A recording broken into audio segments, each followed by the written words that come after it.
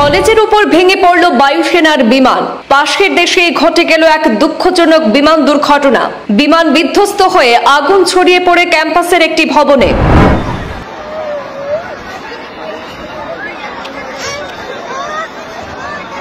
এখন অবধি একজনের মৃত্যুর খবর, আরো বেশ কয়েকজন আহত হওয়ার আশঙ্কা। হাসপাতালে ভর্তি 25 জনেরও অধিক, বেশিরভাগই শিক্ষার্থী। আজ সোমবার দুপুর 1:30 নাগাদ ঘটেছে এই দুর্ঘটনা। বাংলাদেশের রাজধানী ঢাকার উত্তরায় বাংলাদেশ বিমান বাহিনীর একটি প্রশিক্ষণ বিমান বিধ্বস্তের ঘটনা। দিয়াবাড়িতে মাইলস্টোন স্কুল এন্ড কলেজের ভেতরে এয়ারফোর্সের বিমানটি ভেঙে পড়ে। পরিস্থিতি সামাল দিতে দ্রুত ঘটনাস্থলে পৌঁছায় দমকলের 8টি ইউনিট।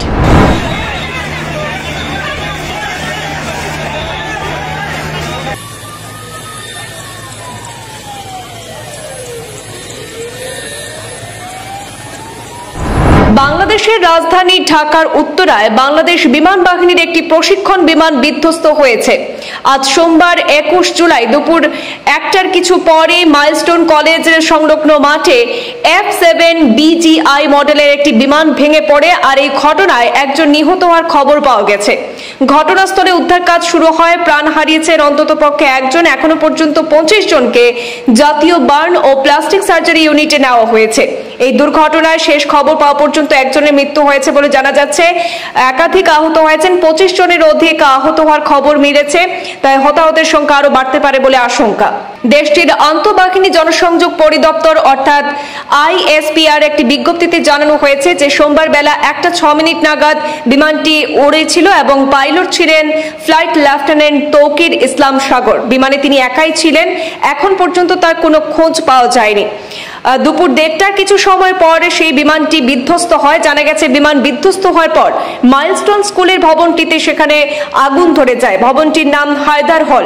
পরিস্থিতি সামাল দিতে দ্রুত ঘটনাস্থলে পৌঁছায় দমকলের 8টি ইউনিট। ফায়ার সার্ভিস জানিয়েছে যে খবর পেয়ে তারা 1:22 নাগাদ ফায়ার সার্ভিসের কর্মীরা ঘটনাস্থলে পৌঁছে উদ্ধার কাজ শুরু করেন।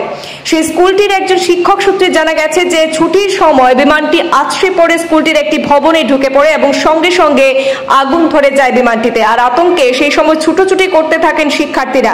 অভিভাবক এবং কর্মকর্তা কর্মচারীরা তারাও আতঙ্কিত হয়ে পড়েন এবং এদিক ওদিক ছুটোছুটি শুরু করেন। এক বিশৃঙ্খল পরিস্থিতির সৃষ্টি হয় সেখানে।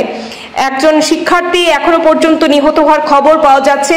তবে ঘটনাস্থলে কাজ করছে ফায়ার সার্ভিসের 8টি ইউনিট এবং সেনাবাহিনীর সদস্যরা।